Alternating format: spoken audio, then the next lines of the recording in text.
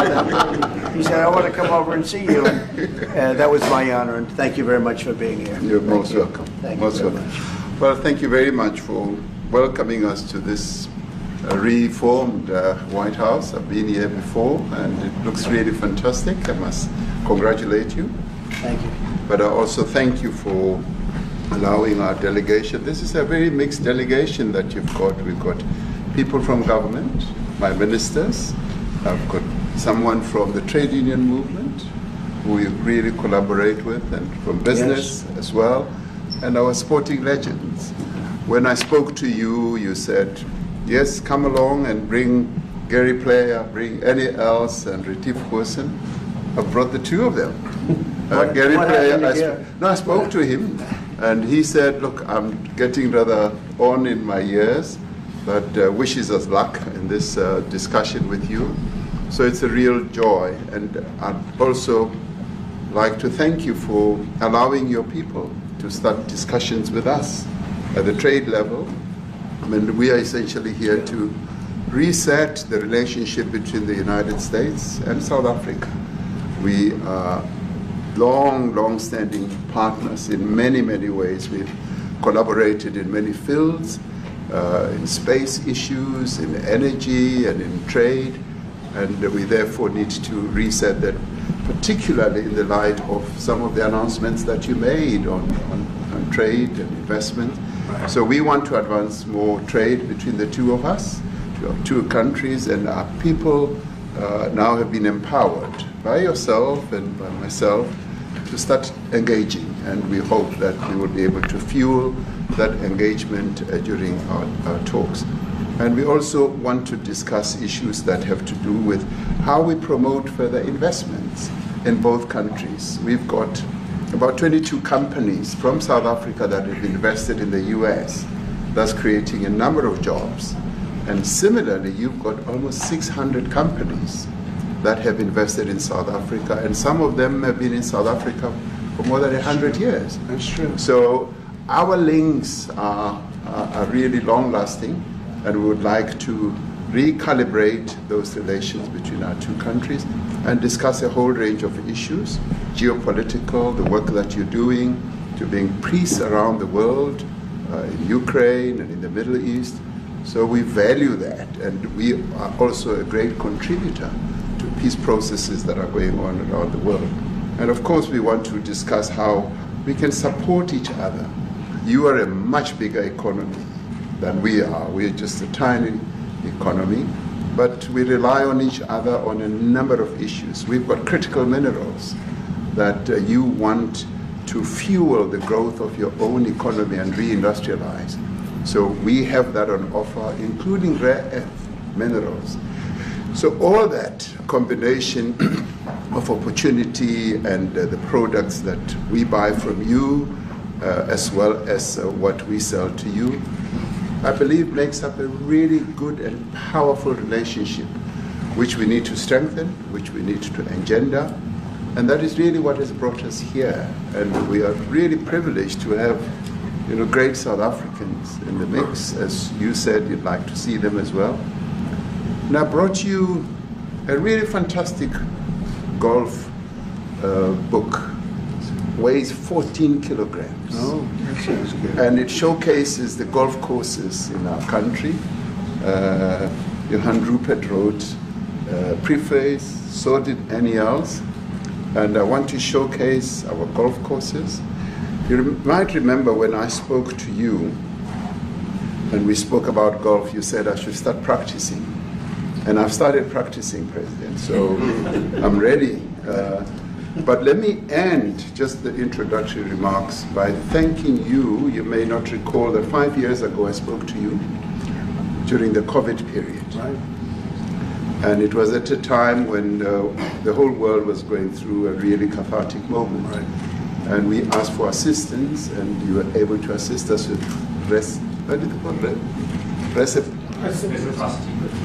respirators, and you kept to your word, and you delivered respirators to us.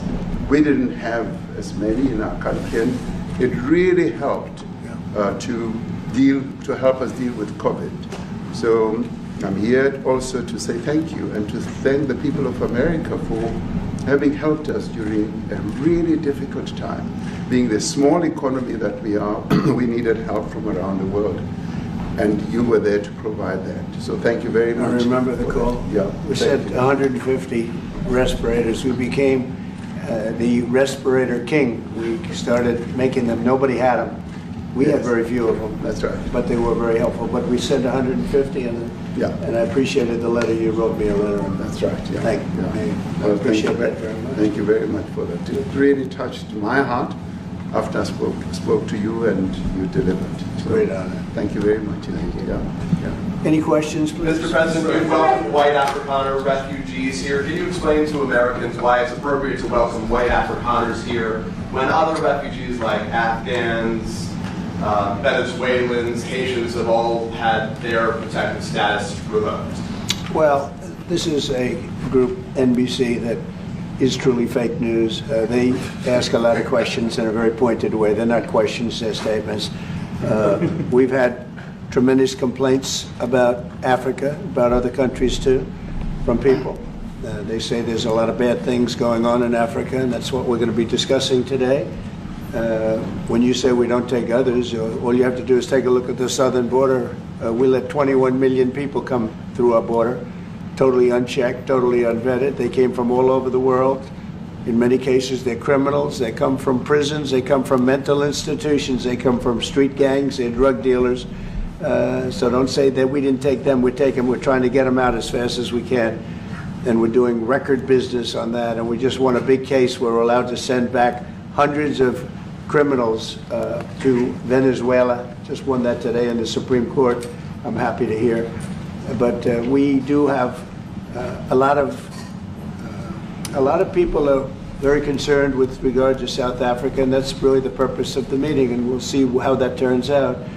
But we have many people that feel they're being persecuted, and they're coming to the United States. So we take from many locations if we feel there's persecution or genocide going on. And we had a lot of people. I must tell you, Mr. President, we have had a tremendous number of people, especially since they've seen this. Generally, they're white farmers, and they're fleeing South Africa, and it's a very sad thing to see. But I hope we can have an explanation of that, because I know you don't want that. It's a kind of a different meeting. Normally, we have meetings, we talk about trade, and we'll be talking about trade and other things. But that certainly will be a subject that comes up. Yeah. Yes, please. Brian? Thank you very much. I'd like to get your thoughts on Letitia James. Director Polte, according to him, Letitia James says that the alleged mortgage fraud was simply a mistake. I want to get your thoughts on that. She put down that her father was her husband in order, and this is very similar to, I guess, the false attacks they had on here. Well, I don't know what it is currently, but Letitia James, who's the Attorney General of New York State, it seemed, I'm not involved in that at all. I know that it's being handled by various groups, I guess, but it's major fraud,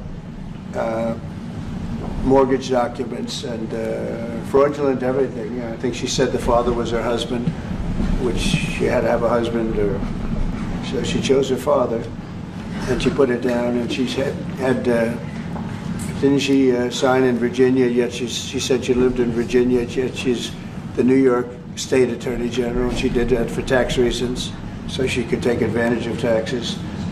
And she had the wrong number of units. She had a much different number, which wouldn't have allowed her to qualify and scam the government. So I don't know. I think she's very bad for New York, but I really don't know too much about it, but I appreciate the question. Yes, thank you very much. Yes. Mr.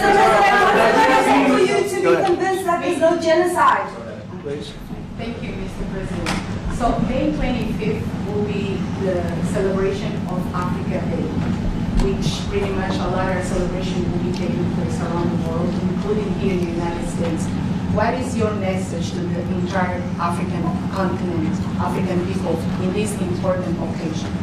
Well, I want to see peace, and I want to see happiness. I want to see health, and you have incredible land. There's tremendous value. A lot of countries don't have that value in the land, the value you have. We have a situation, I think you probably heard about it. We've done, through some very talented people, helped settle a war that's been raging for years, Rwanda and the Congo. And I think we've done it. Believe it or not, I think we've done it. And could you just say a few words about that, my friend?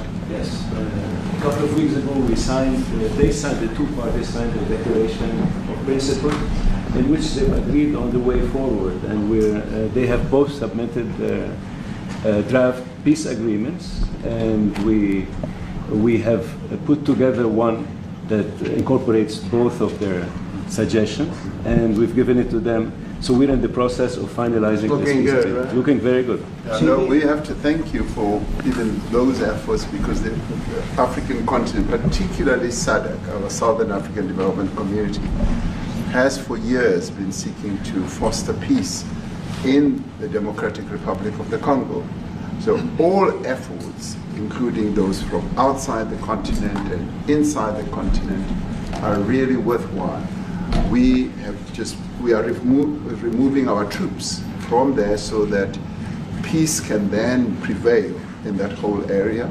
And we hope that with the support of the international community, we will really have peace in that area. It's so vital, it's so important for the whole region. Well, we sent our people there, and I think we did a very good job, as headed by my friend, and that was great. That was great. I mean, I'm just hearing phenomenal reports, because all I'm hearing is death, and they're chopping heads off, and it's horrible over there.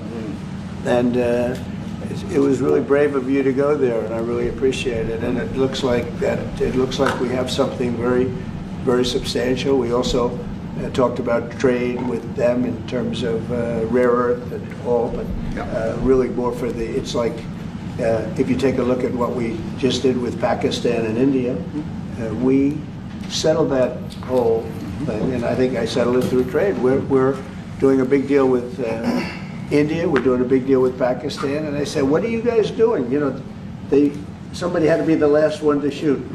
But the shooting was getting worse and worse, bigger and bigger, deeper and deeper into the countries. And we spoke to them, and I hate to say we got it settled, and then 2 days later, something happens, and they say it's Trump's fault. But Pakistan has got some excellent people and some really great leader. And India is my friend, Modi. And he's a mutual friend. Yeah, he's a great guy. And I called them both, and we just did something good. We're trying to settle Russia, Ukraine. We spoke with President Putin for 2.5 hours the day before yesterday. I think we made a lot of progress, but that's a bloodbath. 5,000 people are being killed a week, 5,000 soldiers a week, not including people in cities and towns that are also being killed. So we're trying to help. And it doesn't affect us. It's not our people, it's not our soldiers, it's Ukraine and it's Russia, but if we can save 5,000 souls, we'll do it. You know, we're pretty good at it. But that's a bad situation. That is a really bad situation. Well, you'll recall when President Zelensky was coming to South Africa, that's when I spoke to you. That's right. We both agreed that we need to push the peace message so that there can really be peace. And we've been involved in the Ukraine-Russia conflict for quite a while. Through my Minister of State Security here, we've been dealing with them, the exchange of children who were taken away, going through names and addresses and all that. So we've been invested in that whole process as well. And the moves that you're making are fully supported by us, because we would like to see the end of that war. It's true. I called Zelensky, and they said, he's in South Africa. I said, what the hell is he doing in South Africa? He was talking to us. We got this man. That's a strange one. I said, what are you doing in South Africa? Yes. That's a strange one. He's trying to make peace. Or we're taking him. You know, we were lucky because we had the great Nelson Mandela, who taught us how to create peace, to make peace. So we were imparting some of those lessons to him, some of those learnings, and I specifically mentioned to him that this is how Nelson Mandela taught us that when you want to have a peace in a country, do it on an unconditional basis and sit down and talk. And that's precisely what I'm sure he's going to heed. Well, going we're going forward. to see what happens with that one. It's there's a lot of hatred. Yeah. There's a lot of death. It's a bloodbath. It's a It is. bloodbath. It is. I get the Unfortunately. I get the satellite pictures of that field, of that killing field. You never saw anything like it in your life. Yeah. It's horrible. It's a horrible thing that it goes on, but I think we've made big progress. South Africa, Yeah, please, go ahead. Thank you, Mr. President. Gaza No, is no, another- not you. Let me- Right here. Mr. President. He's from South Africa. Yeah, from Go ahead, South please. Africa. What are you expecting on the ICJ case? Are you expecting South Africa to drop that? Is that what you're trying to do? On which case? The ICJ The case International against Israel. Criminal Justice. International Criminal Court. I don't expect anything, to be honest. I really don't. I don't know. It's they've got a case. There's a lot of anger there, tremendous anger. I don't expect anything. We'll see what happens. We'll have a ruling, and who knows what the ruling is going to mean. Yeah. On that subject of Gaza, Mr. President, are you going to be speaking to Prime Minister Netanyahu about Israel's renewed offensive there? There's been a lot of concern from European countries. The Pope has expressed concern. Are you going to be asking Prime Minister Netanyahu to tone down the offensive in Gaza to let more aid in? Was that a question or a statement? Here's the question. This guy's, you never change. Mr. President, this time, what will Please. it take for you to be convinced that there's no white genocide in South Africa? Well, I can answer that for President. It's for him. No, seriously. I'd rather have him answer. Yeah, I'd rather answer that. It will be. Our president will respond to you. Yeah, let me- Thank you, Mr. President. It will take President Trump listening to the voices of South Africans, some of whom are his good friends, like those who are here. When we have talks between us on the around a quiet table, it will take President Trump to listen to them. I'm not going to be repeating what I've been saying. I would say if there was Afrikaner farmer genocide, I can bet you these three gentlemen would not be here, including my Minister of Agriculture. He would not be with me. So it'll take him, President Trump, listening to their stories, to their perspective. That is the answer to your question. But, Thank you, Mr. President, I must say President that Trump. we have, wait. We have thousands of stories talking about it. Sure. And we have documentaries, we have news stories. And that, is Natalie here, somebody here to turn that? I could show you a couple of things, and it has to be responded to. Yeah, sure, We we have- will. Let me see the articles, please, if you would, and turn the lights down. Turn the lights down and just put this on. It's right behind you. Johan. There's nothing this parliament can do. With or without you, people are going to occupy land. We require no permission from you, from the president, from no one. We don't care. We can do whatever you want to do. Who are you to tell us whether we can occupy land or not? We are going to occupy land. South Africa occupy land. That's who we are. So whatever you want to do, we can withdraw my membership from this useless parliament. Yes, honorable member. Must never be scared to kill. A revolution demands that at some point there must be killing, because the killing is part of a revolutionary act. Shoot to kill. Namaza. Kill the poor, the farmer. Kill the poor, the farmer. Pa, pa.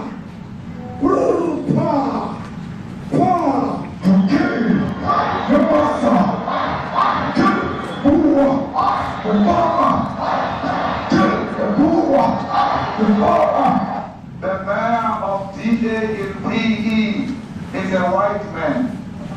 So these people, when you want to hit them hard, go after a white man. They feel a terrible pain because you have touched a white man. Not because Mashaba and Soli will not be touched. They will be touched, no one. But we are starting with this whiteness. We are cutting the throat of whiteness. Shoot to kill. Yamaza. Kill the brewer. The farmer. Kill the brewer. The farmer.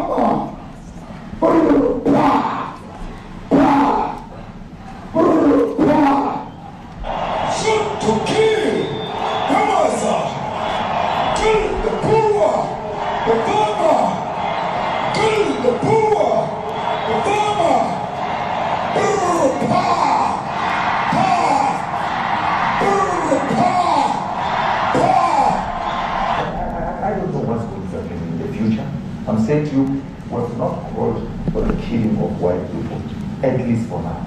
I can't ever see the future. Yeah, but, I mean, you'd understand somebody watching that, especially as it gets shared on Twitter. They freak out. It sounds like a genocide on that. Can't take it.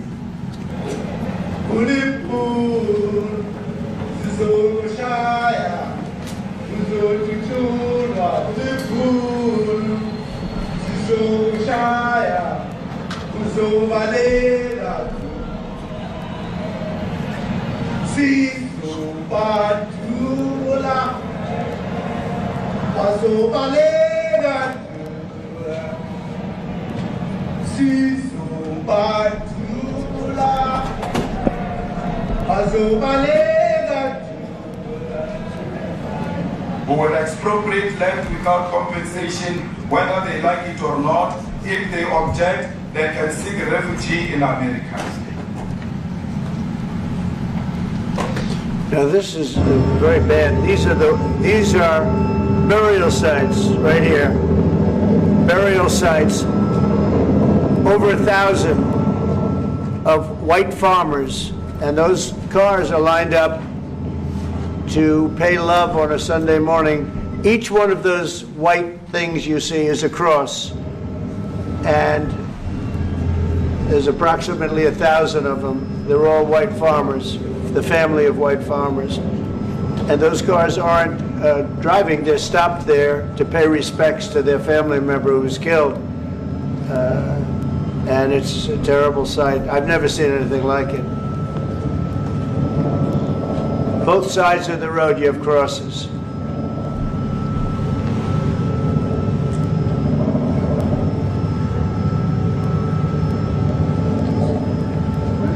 Those people were all killed.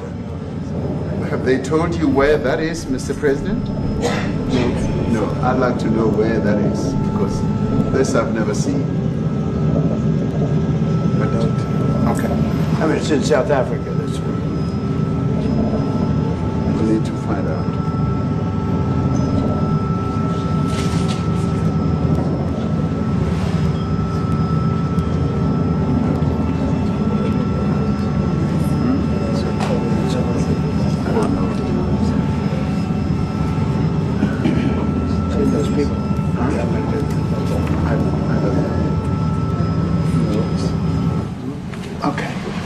Mr. President, the Pentagon announced that it would be accepting a Qatari jet to be used as Air Force One. What are you talking about? You know, what are you talking about? You know, you to get out of here. What does this have to do with the Qatari jet? They're giving the United States Air Force a jet, okay? And it's a great thing. We're talking about a lot of other things. It's NBC trying to get off the subject of what you just saw. You are a real, you know, you're a terrible reporter. Number one, you don't have what it takes to be a reporter. You're not smart enough. But for you to go into a subject about a jet that was given to the United States Air Force, which is a very nice thing, they also gave $5.1 trillion worth of investment in addition to the jet. Go back, you ought to go back to your studio at NBC, because Brian Roberts and the people that run that place, they ought to be investigated. They are so terrible the way you run that network, and you're a disgrace. No more questions from you. Go ahead. Go ahead, talk about that. His name is Peter something. He's a terrible reporter. Quiet. That's my question now. Let's go. Thank you so much. President Trump, Anna Disaster from ENCA in South Africa. Thank you very much. Thank you very much, Steve. What would you like President Ramaphosa to do about the situation that we've just seen on the screen? I don't know. Look, these are articles over the last few days. Death of people. Death. Horrible death. Death. I don't know. But you know that To pick anyone, white South Africans are fleeing because of the violence and racist laws. And this is all, I mean, I'll give these to you. So when you say, what would I like to do? I don't know what to do. Look at this. White South African couples say that they were attacked violently. And, President Trump, when will you go and see for yourself if it is indeed true? well, I could do that. Look, here's burial sites all over the place. These are all white farmers that are being buried. And he asks about a jet that was given. You ought to be ashamed of yourself. You know, you are so bad. You're such a bad reporter.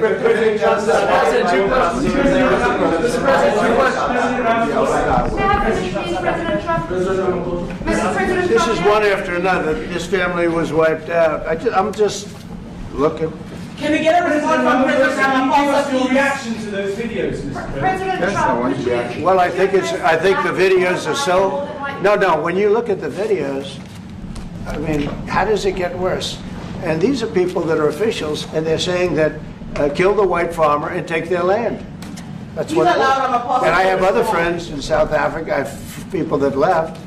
One in particular that says you can't go there. He said they want to take your land, they take your land, and they kill you. It's okay, and they say it's okay to do. Now, we're going to talk about it, but this is a tremendous, look, this is story recent. These are all people that recently got killed. Yeah. And I don't know how it can get any worse. These are and you know, the men that you saw, the people that you saw in that movie, those are officials. Those are people that were in office. They had one march, they had a dance in your parliament, whatever you may call it, legislature. Well, let me clarify that. Yeah, let me clarify that, because what you saw, the speeches that were being made, one, that is not government policy. We have a multi-party democracy in South Africa that allows people to express themselves, political parties to adhere to various policies, and in many cases, or in some cases, those policies do not go along with government policy. Our government policy is completely against what he was saying, even in the parliament. And they're a small minority party, which is allowed to exist in terms of our constitution. But you do allow them to take land. No. You do allow them to take land. Nobody can take land. And then when they take the land, they kill the white farmer. And when they kill the white farmer, nothing happens to them. No, there is nothing happens to them. There is criminality in our country. People who do get killed, unfortunately, through criminal activity, are not only white people. Majority of them are black people. And we have now been utilized. The farmers are not black. I don't say that's good or bad, but the farmers are not black. And the people that are being killed in large numbers, and you saw all those grave sites, and those are people that loved ones going, I guess on a Sunday morning, they told me, to pay respect to their loved ones that were killed. Their heads chopped off. They died violently. And, you know, I mean, we're here to talk about it, and I didn't know we'd get involved here. But I will say this, that if the news wasn't fake like NBC, which is fake news totally, one of the worst, ABC, NBC, CBS, horrible. But if they weren't fake news like this jerk that we have here, if we had real reporters, they'd be covering it. But the fake news in this country doesn't talk about that. They don't want to talk about it, but now they have to talk about it. But they won't. This won't even be a subject. They'll have him talking about why did a country give a free, think of this, why did a country give an airplane to the United States Air Force? Okay, the United States, not to me, to the United States Air Force, so they could help us out, because we need an Air Force One until that's Air Force One, it's being built, 2 of them being built. But Boeing's a little bit late, unfortunately. So why did they give us a plane to the United States Air Force? That's what that idiot talks about after viewing a thing where thousands of people are dead. I'm sorry, I don't have a plane to give you. I wish you did. I'd take it. I would take it. If your country offered the United States Air Force a plane, I would take it. Okay. But coming back to this issue, which I really would like us to talk about, and talk about it very calmly. We were taught by Nelson Mandela that whenever there are problems, people need to sit down around a table and talk about them. Well, there are problems. And this is precisely what we would also like to talk about, including, of course, trade matters, investment matters. So the issues that concern you as the United States. Those are all recent. Those are all deaths. Yeah, in many ways, I mean, one should say you are a partner of South Africa. And you are raising concerns, and these are concerns that we are willing to talk to you about. Let me just add quickly, you know, the criminality that we are experiencing in our country needs quite a lot of technological capability. And in one of our areas in South Africa, we're using US technology, which is able to, in many ways, identify where shootings are happening and all that. And I'd like to talk about that because there is support that we can get from you and the United States to help us deal with all these acts of criminality. And that is what I believe partnership is all about. And we are here as a partner so that we can help each other whenever there are challenges. So I'd like us to discuss it, and of course outside of the media, so that we sit down and have a really good discussion that will lead to good outcomes. Are there any other further punitive measures that could be in place should you not be satisfied that South Africa is fixing some of the very bad things, in inverted commas, that you tweeted are happening? Well, there are a lot of bad things happening in many countries, but this in particular has been very, very bad, very bad. And because of we're going to have the whole world watching in another short period of time because you have the G20, and that's a big deal. And it seems like, I want you to look good. I don't want you to look bad. Very good. But we have hundreds of people, thousands of people trying to come into our country because they feel they're going to be killed and their land is going to be confiscated. And you do have laws that were passed that gives you the right to confiscate land for no payment. You can take away land for no payment. I want to clarify that because we have a constitution. Our constitution guarantees and protects the sanctity of tenure of land ownership. And that constitution protects all South Africans with regard to land ownership. However, we do say, because we've got to deal with the past, the government, and as your government also has the right to expropriate land for public use. And you're doing that. And we've never really gotten underway with that. And we are going to be doing so. You're taking people's land away we have not. From them. And those people in many cases are being executed. They're being executed. And they happen to be white, and most of them happen to be farmers. Mm-hmm. And that's a tough situation. I don't know how you explain that. How do you explain that? They're taking people's land away, and in many cases those people are being executed, and in many cases it's not the government that's doing it, it's people that kill them and then take their land, and nothing happens to them. But we have thousands of people that want to come into our country. They're also going to Australia in a smaller number. But we have thousands of people that want to come into our country, and they're white farmers, and they feel that they're going to die in South Africa, and it's a bad thing. Yeah, please. What can South Africa do? What concessions would you like to see them make to improve relations with the United States? Then I have one more for President Ramaphosa afterwards.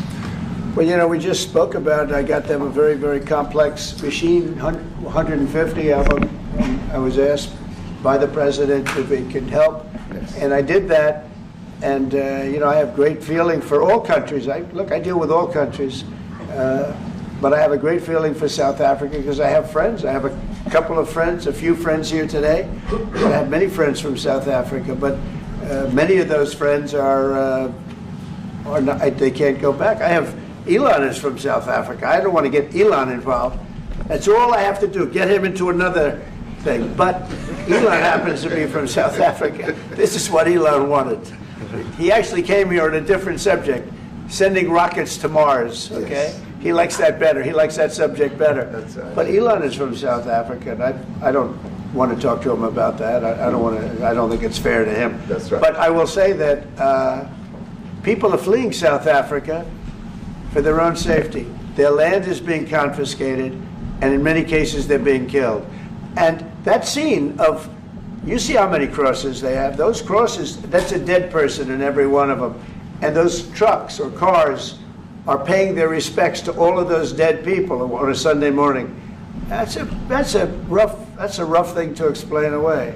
And the problem we have, and the way, you know, a correct and a fair media exposes things, but we have a very corrupt media.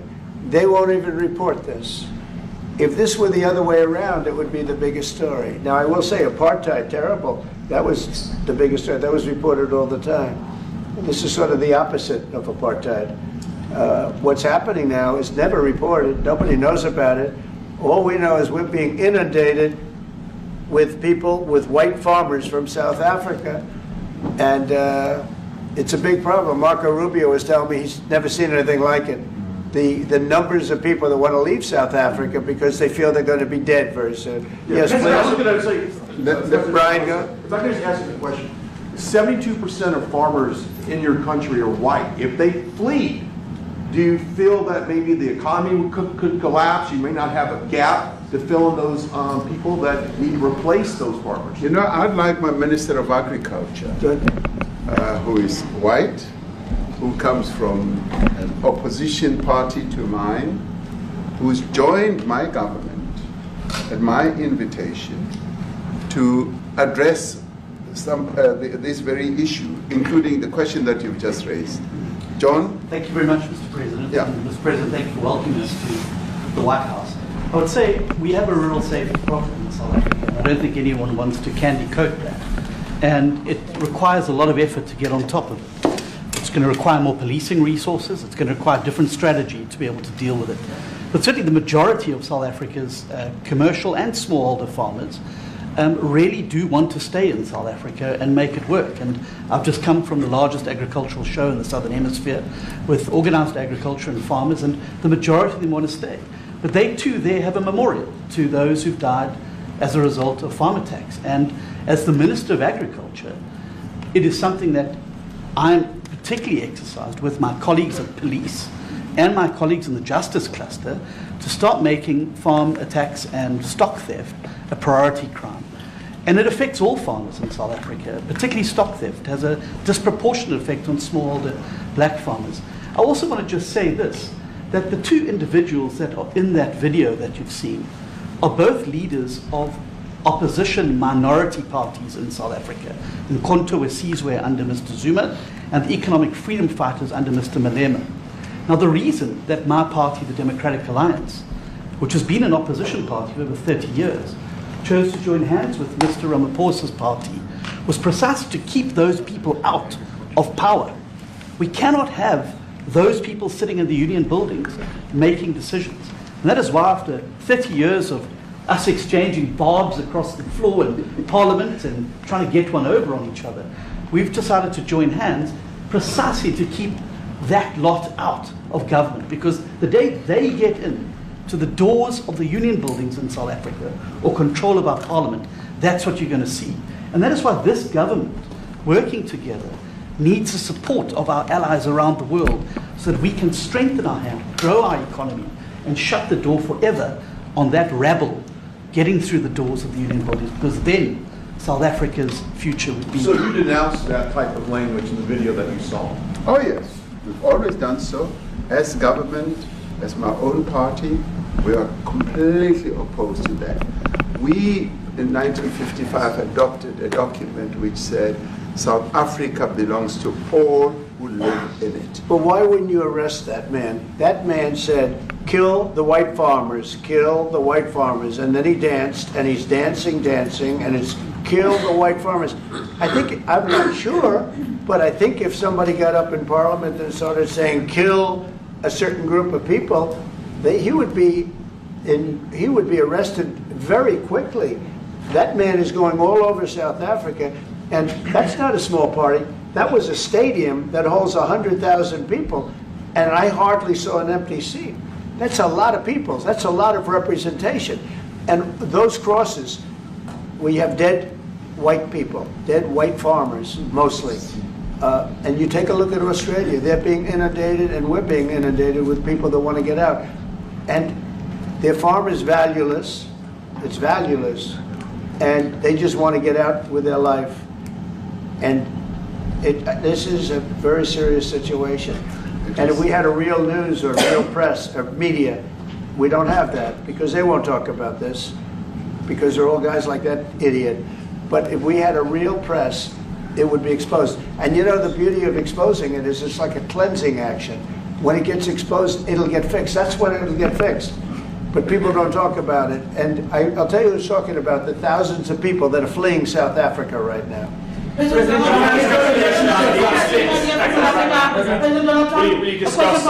discussed USAID and the devastating impact the cuts are having across the African continent. Yeah, well, it's devastating, and hopefully a lot of people are going to start spending a lot of money. And I've talked to other nations. We want them to chip in and spend money too. And we've spent a lot, and it's a tremendous problem going on in many countries. A lot of problems going on. The United States always gets the request for money. Nobody else helps, as you know. Europe doesn't help. Europe hasn't given anything. All they do is sue our companies. You know, they sue Apple, and they sue all of our companies. Apple had to pay $17 billion on a nonsense lawsuit. Very unfair. But we're going to always be there to help. The Afrikaner is Sherwin Rice to South African Broadcasting. If this Afrikaner resettlement issue is resolved, you're going to go into a room after this, you guys are going to talk.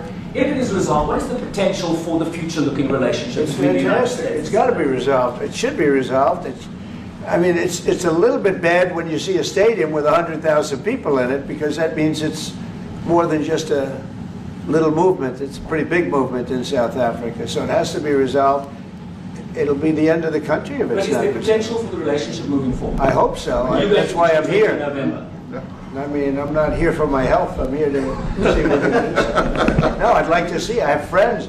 I can tell you, Ernie Els and Retief Goosen, they feel so strongly they wanted to be here on behalf of South Africa, not on behalf of me. Yes. And, you know, they said, can we be here for this? Because they love the country. Ernie, do you guys want to say a couple of words? I hate to put you in this. This is tougher than sinking a 3-footer. They have, and they've sank many 3-footers. Thank you, Mr. President. And thanks for the honor of being here. We've known each other a long time. We have spoken. You know, we're proud South Africans. I still have my South African passport. You know, we travel with this passport, you know, and I got my visa here. So, you know, but we want to see things get better in our home country. That's the bottom line. It's been 35 years since the transition. President Ramaphosa was right in the middle of the transition time in 1990 and before that. So it's been 35 years of ANC government, and I know there's a lot of anger, you know, through the transition. There was also a lot of stuff happening in the apartheid days. You know, we grew up in the apartheid era, but I don't think two wrongs makes a right. You know, President Mandela, when he came out of prison for all that time, didn't come out with hatred, you know, and really unified our nation through sport. You know, we won the Rugby World Cup in '95. 4 times. We won the African Nations Cup, soccer. You know, we won some majors as golfers and so forth. So what I'm trying to say is, you know, this has been a long time coming. That's why we really wanted to meet you, meet the administration, and see our way forward, because we still want to see our country flourish. You know, we've got some great things going on. Business is getting involved with government. Farmers are getting involved in local municipalities, trying to rebuild some of the infrastructure that's been decaying for a long time. So there's a lot of coexistence going on and help from a lot of areas, but I feel we need the US to push this thing through. We've got a great ally if we can have the US.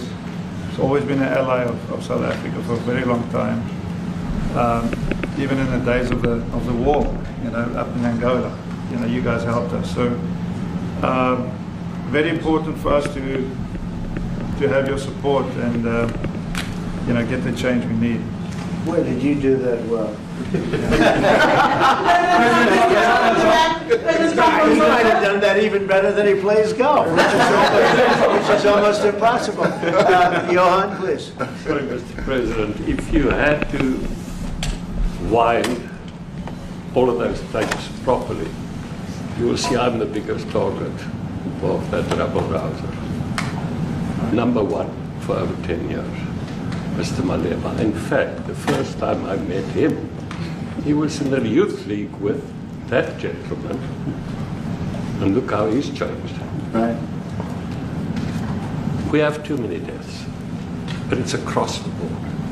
It's not only white farmers, it's across the board. And we need technological help. We need Starlink at every little police station. We need drones. I actually got drones donated for the peace parks to stop elephant and rhino poaching. And his predecessor stopped the importation because he said the United States would spy on us. I mean, US basics, the ridicule. So if you can help us. Remember, sir, you and I lived in New York in the 70s. We never thought New York could be what it became. 2 commissioners, a tough mayor. We need your help to stop this awful killing. But it's across the board. Ernie is right now building a house in George. I'm building 3 cottages for my grandchildren on a farm outside Graaff-Reinet. I often go to bed without locking the door. And we have a serious problem with illegal aliens who stream across the border. And if you really look at our statistics, a lot of these murders, firstly it's unemployment and illegal aliens. And then I met Vice President Vance many years ago, the Charlie Rose show. My wife loved the book. And she reminded me this morning that you emphasized the devastation that occurs when big companies leave towns and cities, and there's a culture of dependency that develops. And I remember you discussing it. Now that's our problem. If we don't get our economy to grow, the culture of dependency and the lawlessness will increase. I've been against apartheid all my life, and I'm their number 1 target. Please just Google my name and Malema. You'll see it, sir. Yeah. He marched on the farm. But the crime is bad. The crime is terrible, sir, but Mr. Steenhuisen won't admit to it, but he runs the Western Cape, where I live. And the biggest murder rate is in the Cape Flats. Gangs. We've got gang warfare, like your M33, whatever these guys. We've got equivalents there, but we need your help, sir. And we need Elon technology. Well, one of the real areas of support is really in investments. We've got to grow our economy, because through growing the economy, we're then able to create more jobs. Because crime really thrives where there is inequality and unemployment. And that is one of the reasons that has brought us here, to improve our investment relations, our trade relations, so that we can preserve the number of jobs that your companies have created in South Africa. By virtue of what we export to you, we are able to create up to 500,000 jobs in the auto industry, in the agricultural industry, and a number of other industries, mining, where we export things to you. And we also know that as South African companies invest here, you are also able to create jobs. So it's a mutually beneficial relationship. So our main real reason for being here is to foster trade and investment so that we are able to grow our economy with your support, and so that we are also able to address all these societal problems, because criminality thrives when people are unemployed, when they have no other hope to eke out a living. So that is what we need to resolve, and your support, your partnership with us is what is really going to give us a strong capability to move forward. President, please, Retief, President Trump at the back here. excuse me, do you have anything to say? I mean, I don't want to leave you out. You know, the guy won 3 or 4 majors. 3 or 4? No, only 2. 2. That's a lot. By the way, 2's a lot. A lot of tournaments you won too. Do you have anything to say? Yeah, thank you, Mr. President. President Ramaphosa. I grew up in an area in South Africa that is a farmland area, Polokwane. Yeah. And there is some issues up there. Obviously, my dad was a property developer as well as a part-time farmer. And yeah, some of these buddy farmers got killed. The farm is still going. My brothers run it. But it's a constant battle with farms they're trying to burn the farms down to chase you away. So it is a concern to try and make a living as a farmer, and at the end of the day, you know, without farmers, there's no food on the plate. So we need the farmers Your to brother produce loves the food. farming, right? He wouldn't do it. He wouldn't even want to do what you're doing, right? They love farming. They don't want to leave. But it's a struggle. Yeah, and you know, food and fresh water is the most important thing in life. You know, without those 2 things, you can't survive. How is the water there? The water is great, obviously. All the water comes out of the borehole, out of ground for us down there. But yeah, it is a battle to get the water out sometimes when all the equipment gets stolen all the time that you're trying to get the So water does out. your family and your brother, do they feel safe on the farm? They live behind electric fences, you know, try and be at night safe. But it is constant whenever you leave that something could happen. And there's nowhere to live. you know, both of them has been attacked in their houses. My mom's been attacked in her house when she was 80. So it is difficult. But you know, the guys live a great life despite everything going on. Something. President Trump, I brought along the president of the largest trade union in our country, Ziggy Solosi, because she leads many workers, more than 1 million, 2 million workers, and maybe we should give her a chance to say something, because she's come all the way to join us. Thank you very much, Mr. President Trump, Thank you. for having us, and President, for extending the invitation to us as organized labor. And I must say that we are here to support the initiative that has been made by our government with business, of course, as organized labor. We've been coming to Washington on the AGOA trade relations in the previous regime. And I think at the center of it all, for me, it is exactly what Mr. Rupert has said, the importance of us growing the economy. We have always emphasized when we were here and kept on coming and negotiating on AGOA that the 600 US companies that are based in South Africa, as you said, President Ramaphosa, 500,000 jobs will be wiped out.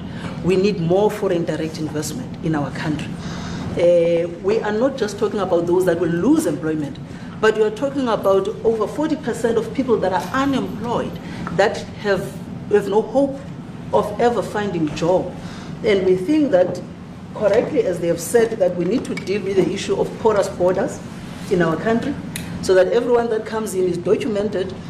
We also need to, and I would have thought that the minister would address the issue of land expropriation and how the policy works in South Africa.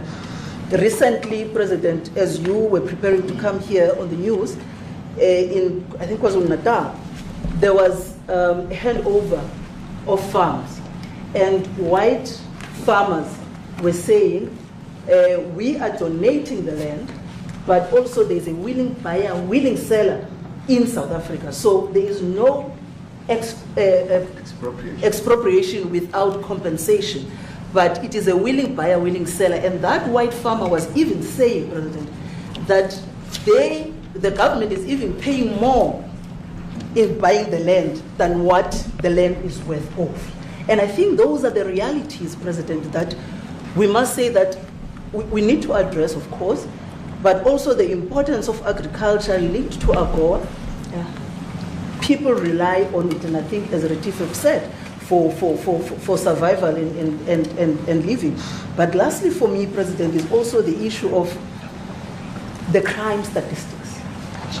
There is no doubt about it that we are a violent nation, for a number of reasons, and we're not condoning anything. But also, if you go into the rural areas where black majority are, you would see women, elderly, being raped, being killed, being murdered, and these are black elderly women that would be found throat slits, raped multiple times, and all of that. And the problem in South Africa, it is not necessarily about race, but it is about crime. And we think that we are here to say, how do we, both nations, work together to reset, to really talk about investment, but also help us in how we can have the technology and everything that is needed, President, to really address the levels of crime that we have in our country. Thank you very much. Thank you. President Trump, genocide is a very strong word. I'm wondering if you've made up your mind as to whether you believe genocide is occurring in South Africa, or you still doubt, and if you have made up your mind, why invite President Ramaphosa here today? Well, I haven't made up my mind. I hate to see it from the standpoint of South Africa, but also, I'm trying to save lives. I'm working with Russia and Ukraine. I don't have to do that. It's not our war. It was started by other people.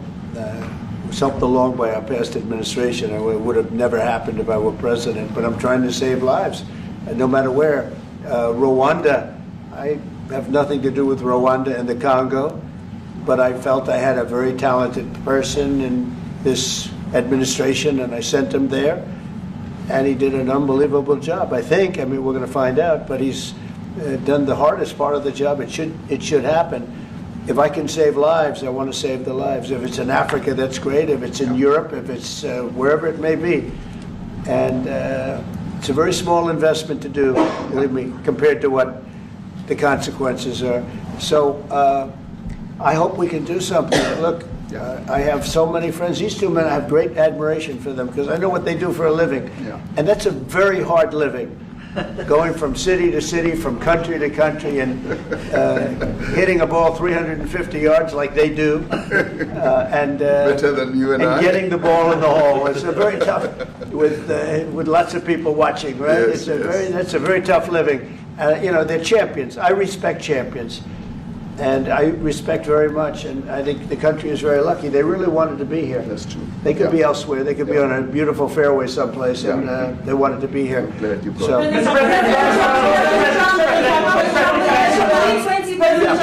my name is Yanda Mwobo from Newsroom Africa in South Africa. Good. How important is it for the United States to be at our G20 summit in November, given the relationship between our two countries? You just heard what has been said to you just now. Are you coming, and are you preparing to come? So without the United States, the G20, just like the G7, used to be the G8, but brilliantly they threw Russia out.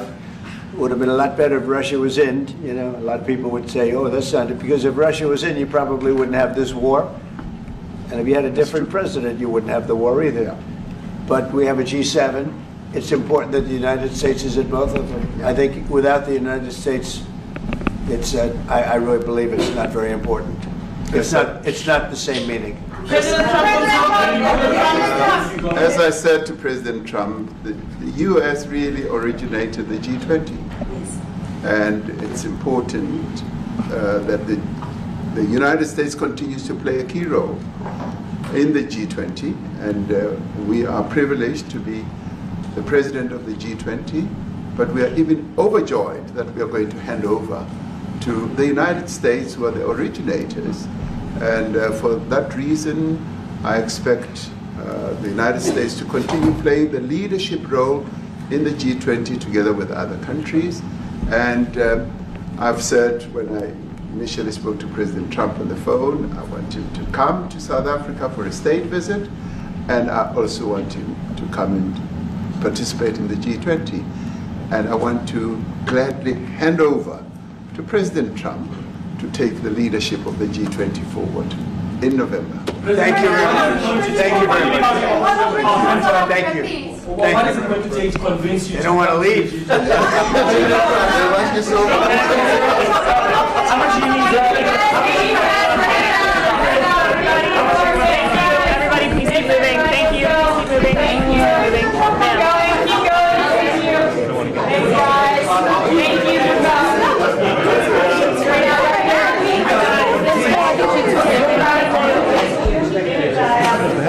Outside? Oh, we didn't bring them in. Oh.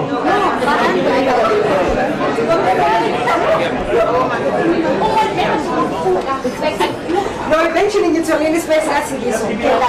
No,